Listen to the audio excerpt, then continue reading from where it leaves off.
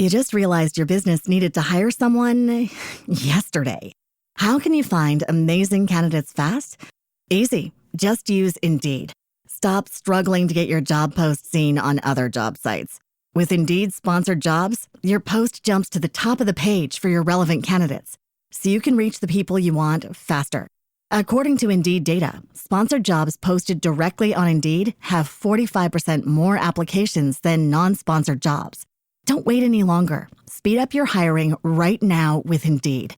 And listeners of this show will get a $75 sponsored job credit to get your jobs more visibility at Indeed.com/kidsandfamily. Just go to Indeed.com/kidsandfamily right now and support our show by saying you heard about Indeed on this podcast.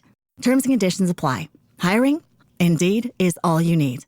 Welcome, everyone. Today, we're doing a deep dive into the material you sent over about Sinners, the upcoming Ryan Coogler film. That's right. Starring Michael B. Jordan, of course. And from everything we're seeing, this looks like it could be, well, pretty significant, maybe quite complex. Absolutely. I mean, Ryan Coogler's track record, you look at Fruitvale Station, Creed, Black Panther, he consistently goes for stories with real substance, you know? Yeah, they're not just surface-level films, so the buzz around Sinners feels pretty justified for anyone following his work. Definitely. And then you have Michael B. Jordan in the lead. Especially with Coogler directing him again. You just sort of expect something powerful. Right? Oh, for sure. Their collaborations, they always deliver these really compelling characters we can connect with. What's interesting, too, based on the material, is the genre. It doesn't sound like a straightforward thriller. No, exactly. It seems like it might be digging more into morality, maybe even getting into some psychologically unsettling areas without being like a full-on horror movie. Right, that ambiguity is interesting. Yeah, it suggests the focus might be more internal, you know? The character struggles, their moral landscapes, rather than just, say, external plot mechanics. And there's already a Sinners trailer out, which you've probably seen, and that obviously adds to the intrigue, gives us some early clues. For sure. Trailers are designed to do just that, hint at the tone and the core ideas. Okay, so let's dig into this. Starting with Coogler. His career path is fascinating, isn't it? From something really grounded like Fruitvale Station to the massive scale of Black Panther. What do you think Sinners might signal for him?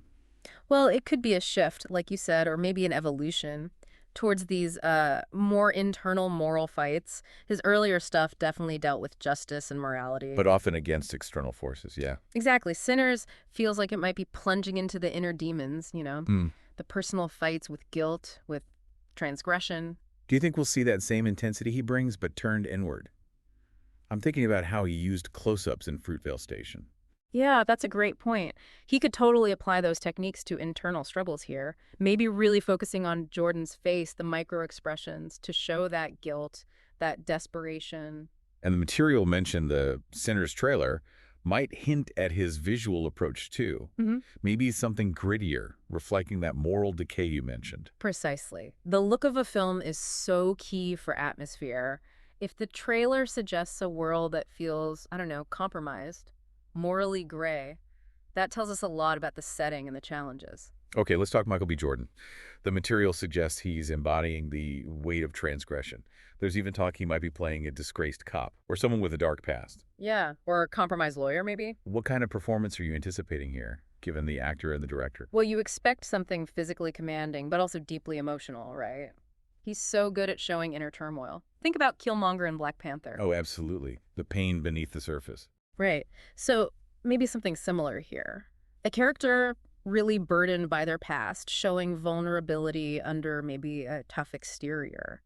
This idea of him grappling with sins, yearning for forgiveness, it sounds like heavy psychological lifting. It feels like a role that could show a different side of him, perhaps. Yeah. Now, the notes also mention a supporting character, Miles Caton. Sounds potentially important. Yeah, and that raises the question of how the protagonist's internal stuff is reflected or challenged by others, doesn't it? Caton could be anything, really. A conflicted mentor figure, someone representing the past he's trying to run from. Or maybe the opposite, like a relentless antagonist embodying the consequences. Or even just another sinner offering a parallel viewpoint, a sort of cautionary tale, maybe. And the material really stresses the whole supporting cast, how they light up the film's moral world. It even mentions archetypes. Moral anchors, obstacles, victims, perpetrators. How do these typically work in a story like this? Well, they give us different angles on morality, right? The Yeah. moral anchor might show what the protagonist isn't, highlighting how far he's strayed. Okay. Obstacles and allies, they obviously push the plot and test his choices.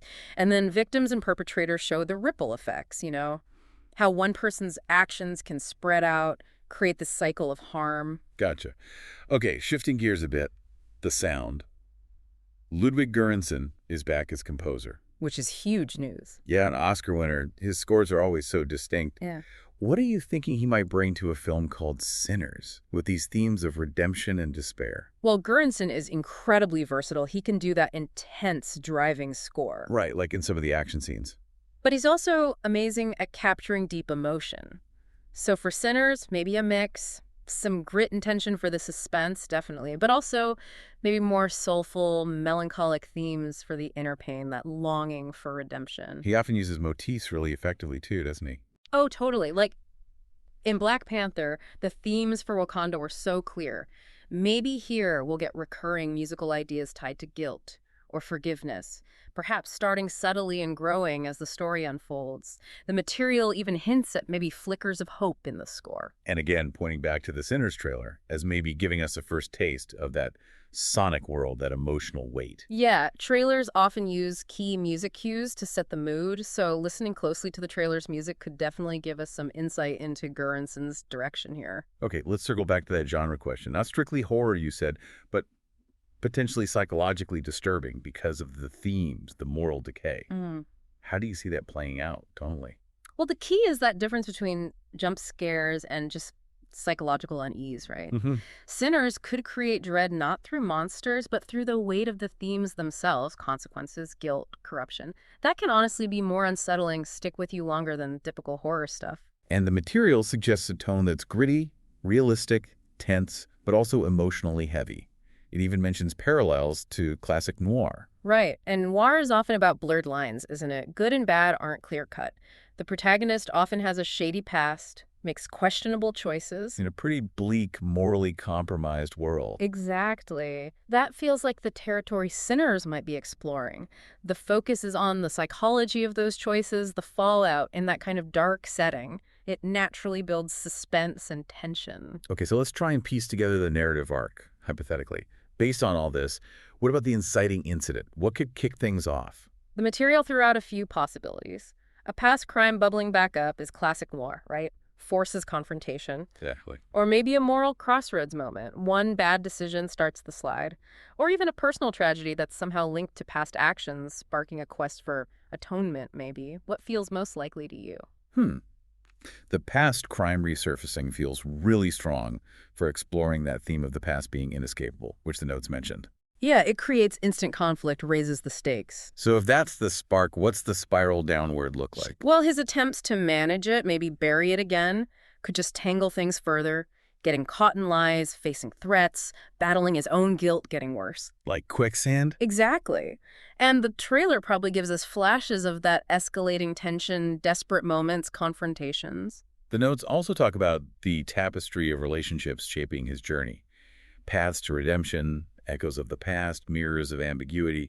How vital are those connections in a story about sin? Oh, absolutely vital. They provide the context, challenge him, offer potential ways out or ways deeper in. Maybe a compassionate character offers hope. Well, someone else drags him back into old habits. Right. Or characters who are morally gray themselves, making him and us question what's right and wrong. It adds layers. And all this rests on those thematic undercurrents. The past being irreversible, morality being subjective, forgiveness being hard to find, the cycle of transgression. How do you see those playing out?